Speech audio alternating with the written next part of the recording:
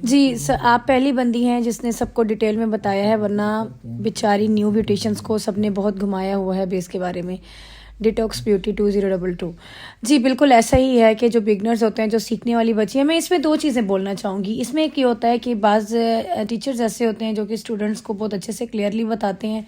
कुछ students pick नहीं करते, और बाज़ ये होता है कि स्टूडेंट सीखना चाहते हैं लेकिन उस्ताद नहीं बताते।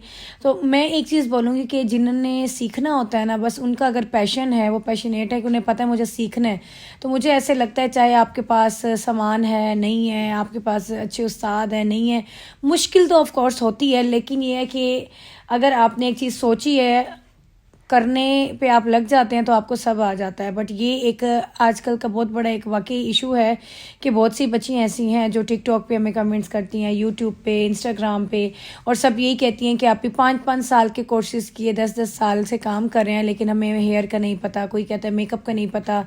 तो मुझे यही है कि जितने टीचर्स हैं जो सिखा रहे हैं, या तो आप सिखाएं नहीं, पहले आप प्रॉमिस ना करें उनसे ऐसे कि हमने सिखाना है, या तो सिखाएं नहीं, सिखा रहे हैं तो फिर उनसे कुछ छुपाएं नहीं।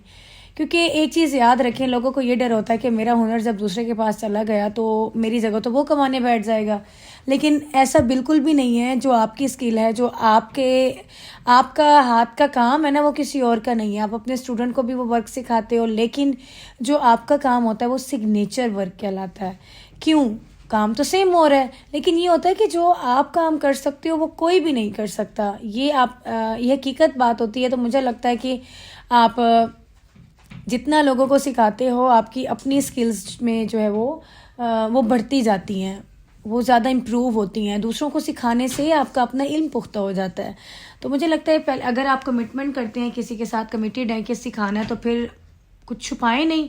और अगर आपको लगता है मुझे नहीं सिखाना, मुझे नहीं बताना, तो फिर आप मतलब किसी को ये कहें भी नहीं कि मुझे सिखाना है, तो फिर बस आप अपना ही काम करें। बहुत से ऐसे देखिए, स्टार्टिंग में मुझे यही था कि मैंने नहीं सिखाना था, तो मैंने कई साल जो है वो नहीं सिखाया, लेकिन जब मुझे था कि मुझे सिखाना है तो फिर कुछ भी ना हाइड किया करें।